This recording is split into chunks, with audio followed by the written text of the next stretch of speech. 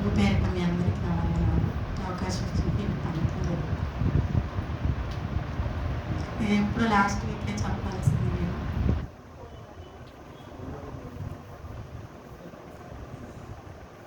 నేను 2 weeks back మామూలుగా నేను చేసే దగ్గర మానేసాను జాబ్. అక్కడ ప్రెజర్ అవుతుందని చెప్పి నేను అక్కడ మానేసేసాను. ఎవరికి చెప్పలేదు, ఇంట్లో కూడా మానేసి రూమ్లోనే ఉంటున్నా. ఏం చూసుకోవట్లేదేమో అనుకుంటున్నారు పేరెంట్స్. చాలా ఒత్తిడికి గురి చేశాను. అది మానేయటం వల్ల, రూమ్లో ఉండటం వల్ల చాలా డిప్రెషన్కి వెళ్ళిపోయా. చాలా బాధపడ్డా. వాళ్ళేమో అందరూ ఫోన్లు చేసి నాకు తిడుతున్నారు, ఎందుకు మానేసి, ఏమైంది ఏంటి అని అందరూ తిడుతున్నారు. దాని గురించి చాలా ఇచ్చి నాకు మైగ్రేన్ పెయిన్ ఉంది. ఇక ఆ పెయిన్ ఎక్కువైపోతుంది నాకు. లాస్ట్ సాటర్డే కాక ముందు సాటర్డే బాగా చర్చ్ నుంచి వెళ్ళినాక బాగా బాడీ పెయిన్స్ అట్లా అనిపించింది. అప్పుడు చర్చిలో కూర్చొని కూడా ఆలోచిస్తున్నాను, నేను అందరి చేత మాటలు పడాల్సి వచ్చి నేను అనవసరంగా చేశాను అన్నాను అనుకుంటున్నాను. జాషువన్న చెప్పాడు, సహించు, విశ్వాసం ఉంచు, ఆయన కార్యాలను రుచి చూస్తామన్నాను. మాట నా హృదయానికి కూర్చుకుంది. ఆ వీక్ అంతా అట్లానే సివియర్ అవుతానే సిక్ అవుతానే ఉన్నా. నేను ఏదో ఒక విధంగా మా మమ్మీతో 3 days మాట్లాడలేదు. నేను నన్ను తిట్టిందని చెప్పి నేను 3 days మాట్లాడకుండా అంతే ఉన్నాను. నేను ఎందుకు ఫోన్ చేయాలి, మా మమ్మీ చేసింది తిట్టింది ఆమె కదా, నేను కాదు కదా, ఆమె చేసిందని నేను చేయకుండా అంతే ఉన్నాను.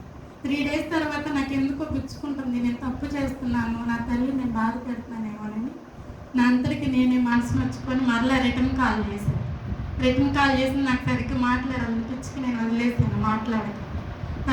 తను మంచిగానే మాట్లాడింది, ఏందమ్మా తిన్నావా, బాగున్నావు, ఎట్లున్నట్టుగా నాకు మనసు రావట్లేదు.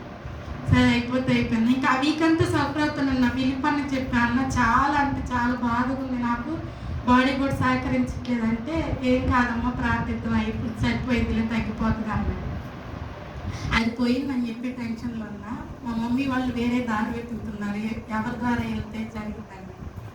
మాకు తెలిసిన రిలేటివ్ బ్రదర్ ఉన్నారు, తను ఏం చెప్పాడంటే తన ద్వారా జాయిన్ చేస్తానని చెప్పారు.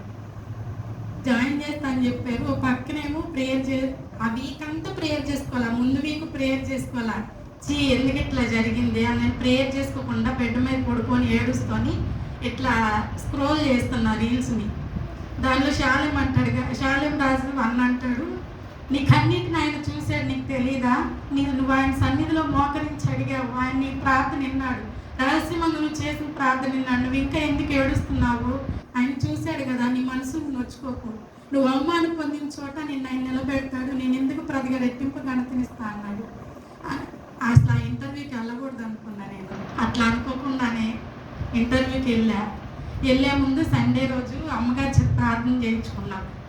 నాకు ఒకటే ఆశ, దేవుని ఎంతగానో స్థిరపడిన వాడు, ఎంతగానో బలపడిన వాడు, వాళ్ళు హస్తముంచి ప్రార్థిస్తే కార్యం జరుగుతుంది అనే నమ్మకంతో నేను ముందు ఫిలిప్ అని వదిలేసి అనుకున్న అమ్మగారి దగ్గరికి వెళ్ళి అమ్మ నాకు ప్రార్థన చేయమని, నేను ఇంటర్వ్యూకి వెళ్ళాలని అడిగితే వెంటనే అప్పుడే చేసింది. నేను ఒకటే నమ్మా, దేవా ఎంతో మందిని ఆశీర్వదించిన చెయ్యి ఇది, ఎంతో మంది కార్యాలు జరిగించిన చెయ్యి, నా చేతిలో చెయ్యిట్లో పెట్టి ప్రార్థిస్తుంటే నాకు మా అమ్మ ప్రార్థించినట్టు అనిపించింది. ఆ ప్రార్థన దేవా నువ్వు ఆలకించి నువ్వు సాక్షిగా నిలబెట్టుకో అన్నాను అనుకున్నాను. నెక్స్ట్ వెళ్ళే రోజు ఫిలిప్ అన్నకు ఫోన్ చేశాను, అసలు చేయకుండా వెళ్దాం, వచ్చినాక చెప్తాము తర్వాత అనుకున్నాను. ఆయన నా మనసు గర్దిస్తుంది, బయటికి వెళ్ళి మళ్ళీ లోపలికి వచ్చి ఫిలిప్ అన్నకు ఫోన్ చేశాను, ఎత్తులో బిజీగా ఉన్నాను చేస్తే అన్న ఏమన్నాడు, ప్రేరంతా అయిపోయినాక ఒక మాట చెప్పాను నాకు, ముందు ఆయన వెళ్తున్నాడు, వెనక నువ్వు నడుస్తున్నావు, ఆయన వెళ్తున్నాడు నువ్వు గుర్తుంచుకొని వెళ్ళమ్మా అన్నాడు.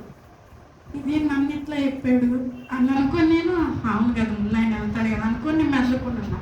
తర్వాత అర్థమైందో కార్యం జరిగి నాకు అర్థమైంది, అన్నకి ముందుగానే దేవుడు బయటపరిచాడు, నేను చేస్తాను నువ్వు వెళ్ళని. అక్కడికి వచ్చింది, ఈవినింగ్ లేట్ అయిపోయింది, అన్నకి కాల్ చేయాల. సరే సండే వెళ్తా కదా, ఫ్రైడే ఫాస్టింగ్ ప్రేయర్కి వెళ్ళినప్పుడు చూద్దాంలే అనుకున్నా. అది సక్సెస్ అయిందో తెలియదు, ఏమైందో తెలియదు. అసలు నేను ఫాస్టింగ్ ప్రేయర్కి వెళ్ళాను, నేను ఎందుకు వెళ్ళాలని నేను అంతే కూర్చున్నా హాస్టల్లో. అదే సక్సెస్ అయిందో తెలియదు, ఫెయిల్యూర్ అయ్యిందో నేను ఎందుకు వెళ్ళాలని హాస్టల్లో కూర్చున్నా. సాటర్డే ఫోన్ చేసి కనుక్కుంటే వాళ్ళు నిన్న రమ్మన్నారమ్మ, మండే నుంచి వెళ్ళాను, మా అన్న ఫోన్ చేసేది. ఈ సాక్షి మార్నింగే చెప్పాలి, నాకెందుకో కొంచెం భయంగా అట్లా అనిపించింది. ఫిలిప్ అన్న మళ్ళీ నన్ను హెచ్చరించాడు, దేవుని చేసింది నేను మర్చిపోతావా, నువ్వు దేవుని నేను శిక్షిస్తాడు అనగా రూమ్కి వెళ్ళి ఆలోచించా, 2 వారాల నుంచి ఇన్ని మేలు చేశాడు దేవుడు నాకు. నిజంగా నేను శిక్ష కారకురాలను అవుతాను, సాయంత్రం సాక్ష్యం చెబుతాను అని చెప్పేది. నాకున్న బాధల్లో, నాకున్న కష్ట నష్టాల్లో పోయిన దానికంటే రెట్టింపుగా దేవుడు నాకు ఇచ్చి ఈ సాయంకాల సమయంలో నన్ను సాక్షిగా నిలబెట్టిన యేసయ్యకి వందనాలు. ఇటు అవకాశం ఇచ్చిన ఫిలిప్ అన్నకు, ప్రసన్నకు నా హృదయపూర్వక వందనాలు. ప్రసన్నకు వందనాలు ఎందుకు చెప్తున్నానంటే, మనందరం ఇక్కడ నిలబడి ఫిలిప్ అన్నకే వందనాలు చెప్తాం. ఫిలిప్ అన్న పాస్టర్, ఒక సేవకుడే. మరి సేవకుడు భార్య కదా, సేవకుడికి ఎంత హక్కు ఎంత విలువ ఉంటుందో సేవకుడి భార్యకు కూడా అంతే ఉంటుంది.